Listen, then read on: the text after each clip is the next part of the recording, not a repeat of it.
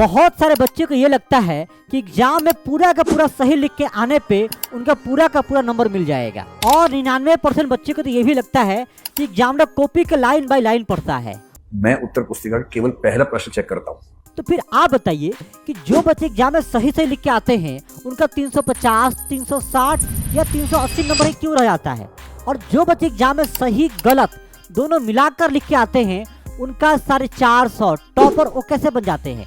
Examiner copy के line by line check करता है, अगर सही होता है तभी पूरा नंबर क्यों नहीं देता है, क्योंकि एग्जामिनर कॉपी में एक स्पेशल चीज देखता है जो आज हम इस वीडियो में आगे बात करेंगे। नवंबर से पढ़ के 450 प्लस नंबर कैसे, और बोर्ड एग्जाम में कॉपी कैसे लिखे कि अगर आंसर गलत भी है तब भी हमको पूरा का पूरा नंबर मिल जाए। तो टॉपर बनने के लिए हम आपके लिए लेकर आए हैं 7 सीक्रेट टिप्स, जिसमें पहला और छठा मेरा बहुत ही फेवरेट है। नवंबर से पढ़ के 450 प्लस नंबर कैसे। उसका पहला टेक्निक है सिलेबस का सिलेक्शन कीजिए। अगर आप 10th क्लास में है तो आपको पता है कि मेरे कोऑर्डिनेट ज्योमेट्री, निर्देशांक ज्यामिति, त्रिकोणमिति, ट्रिगोनोमेट्री बहुत मेरा इंपॉर्टेंट है, प्रायिकता, प्रोबेबिलिटी, अगर हम इसको पढ़ लेंगे तो आराम से 50 नंबर आ जाएगा। ऐसे ही मान लेते हैं कि सवाल पूछता है 2 से नंबर का बोर्ड एग्जाम में, हर एग्जाम में लगभग ऑप्शन होता ही है, तो हमको 100 नंबर का ही एग्जाम बना के आना है, तो हम पूरा पढ़ना हमको इम्पोर्टेंट नहीं है। जिससे सवाल बहुत ज़्यादा आता है उसको पढ़िए। जैसे मान लेते हैं कोई बच्चा 12th क्लास में है, कैलकुलस जानता है, नाम सुना होगा, तो केवल कैलकुलस से पूछता है। मैंने 24 में पूछा था बोर्ड एग्जाम में, एक में 93 नंबर का, एक में 97 नंबर, हर एग्जाम में कम से कम पूछता है 70 नंबर के आसपास का। किसे? केवल कैलकुलस से। हाँ, केवल कैलकुलस से। अगर बच्चे कैलकुलस केवल पढ़ ले तो 70 नंबर उसका आराम से रखा हुआ है। तो वैसे ही चुनिए कि कौन कौन चैप्टर बहुत ज़्यादा इंपॉर्टेंट है, इससे बहुत ज़्यादा नंबर सवाल आता है, और जिससे सवाल कम नंबर का आता है तो उसको कलेजा पे पत्थर रख के उसको छोड़ दीजिए। फिर पहले जो जो बहुत इंपॉर्टेंट है ना उसको पढ़िए, क्योंकि टाइम कम बचा है ना हमको। आपको नहीं समझ में आया, सब मान लेते हैं कि 2 यहाँ लड़की शादी करने के लिए, ठीक, और हम बोले कि बताइए आप शादी किससे कीजिएगा, इससे, संगीता जी से कि कविता जी से।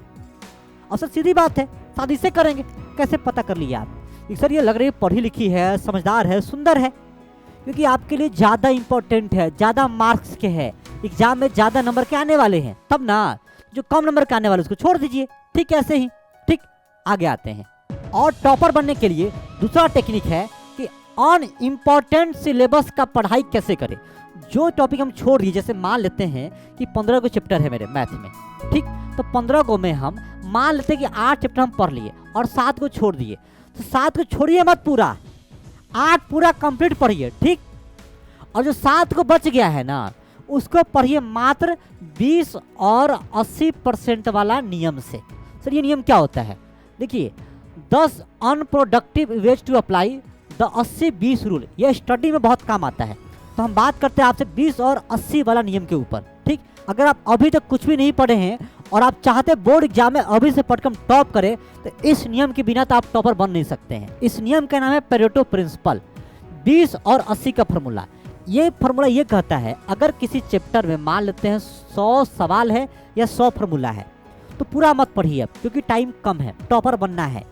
तो 20% जो इम्पोर्टेंट फॉर्मूला है, ये सवाल है, उसको बनाइए, उसको याद कीजिए, और 80% इससे आपका सवाल सॉल्व हो जाएगा। तो पेरेटो प्रिंसिपल का हर टॉपर यूज करता ही है। तो हम बोले अगर आप टॉपर बनना चाहते हैं तो आप भी इस नियम को फॉलो कीजिएगा। जो चैप्टर आप छोड़ दिए हैं या नहीं पढ़े हैं, उसका 20% इंपॉर्टेंट फॉर्मूला निकालिए और उसका 80% उससे अपना काम निकाल लीजिए, और बाकी बच जाए उसको छोड़ दीजिए, ठीक।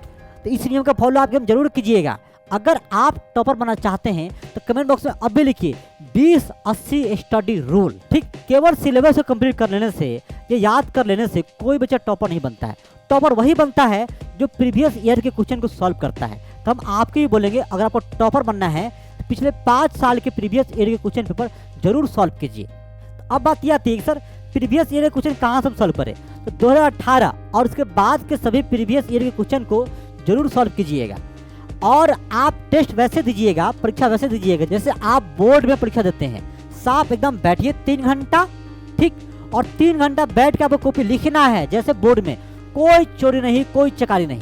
और जब कॉपी लिख दीजिएगा ना, तो वो कॉपी आप खुद चेक मत कीजिएगा, उस कॉपी को दीजिएगा अपने पार्टनर को कि भाई तुम लोग चेक करो और तुम बताओ इस कॉपी में हमारा कितना नंबर आ सकता है, इसमें कहाँ कहाँ अच्छी बातें हैं, कहाँ कहाँ खराब बातें हैं।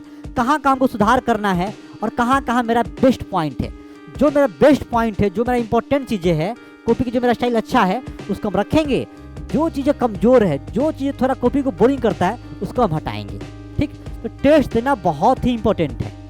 99% बच्चे के मन में ये बात जरूर चलता है कि बोर्ड एग्जाम में टॉपर कॉपी कैसे लिखते हैं कि जानकारी कम होने के बाद भी टॉप कर जाते हैं। तो बोर्ड एग्जाम में टॉपर 5 सीक्रेट नियम का यूज करता है, जिसके यहाँ पे हम बताने वाले हैं। पहला कि टॉपर टू द पॉइंट उत्तर लिखता है। दूसरा, स्टेप वाइज उत्तर लिखता है। तीसरा, उत्तर को सजाने का, अरेंज करने का, अच्छा ऐसे आंसर लिखे कि अच्छा दिखे वो ट्राई करता है। और तीसरा, पाई चार्ट, ग्राफ इत्यादि से उत्तर लिखता है। और पांचवा, आवश्यकता अनुसार चित्र का प्रयोग करता है। अगर आप भी टॉपर बनना चाहते हैं तो इन 5 नियम का कॉपी में जरूर उपयोग करेंगे। इन 5 नियम के ऊपर हम एक स्पेशल वीडियो अलग से आपके लिए हम बना देंगे। ठीक, अब बढ़ते हैं अगले नियम पे। तो बोर्ड एग्जाम में क्या देखकर कॉपी चेक करने वाले कॉपी पे नंबर देते हैं, जिसमें सबसे पहला पॉइंट आता है क्या, अंडरलाइन कीजिए। जो आपका मेन पॉइंट हो ना उसको अंडरलाइन कीजिए। जैसे कि हम कहते हैं ओम का नियम कहते हैं, तो यहाँ लिखिए हम ओम का नियम, तो यहाँ लिखिए ओम का नियम और तो राइटिंग बैठा के और यहाँ अंडरलाइन कीजिए। क्यों? इससे क्या होगा कि एग्जामिनर का ज़्यादा ध्यान जाएगा इस अंडरलाइन पे, बाकी कॉपी में क्या लिखे सही की गलत उस पर ध्यान उनका कम जाएगा। ठीक, आपको क्या लगता है कि इतना कॉपी है तो क्या पूरा कॉपी को लाइन में लाइन पढ़ेंगे? वो मुश्किल से 5 कॉपी को भी लाइन में लाइन नहीं पढ़ते हैं। बस जब भी आप एग्जाम में कॉपी लिखे ना तो पहला पेज को बहुत अच्छा से लिखे, क्योंकि कहा जाता है first impression is last impression. तो पहला पन्ना पे गलत उत्तर कभी भी ना लिखे, उसमें आप सही से उत्तर लिखे। ठीक, और जितना अच्छा से आप लिख सकते उतना अच्छा से लिखिए। और दूसरा, ये 66 और 99 वाला नियम का जरूर प्रयोग करें। तीसरा, आवश्यकता अनुसार पैराग्राफ का जरूर चेंज कीजिए। इससे कॉपी चेक करने वाले के दिमाग में ये बात आता है कि बच्चा रट के नहीं आया है, समय समय पे अपना लाइन चेंज कर रहा है। जब बच्चा का पॉइंट चेंज हो रहा है तो बच्चा वहाँ पे एक नया पैराग्राफ लेके आ रहा है, मतलब उनको ये लगता है कि बच्चा रट के नहीं आया है, बच्चा का अपना पॉइंट है, तो पूरा खुल के नंबर दे पाते हैं। और लास्ट चौथा इसमें, और हेडिंग जब भी लिखिए ना थोड़ा बड़े अक्षर में। जैसे हम लिखे, मान लेते हैं कि ओम का नियम, तो हम लिखेंगे ऐसे ओम का नियम। ठीक, तो फिर ये बोल्ड लिखेंगे हम, ठीक, एकदम बोल्ड, और यहाँ कर देंगे अंडरलाइन। इससे क्या होगा, थोड़ा हेडिंग आपका खूबसूरत दिखेगा। तो एग्जामिनर का ज़्यादा ध्यान जाएगा हेडिंग पे ही, और हेडिंग तो कभी आप गलती लिख नहीं सकते हैं।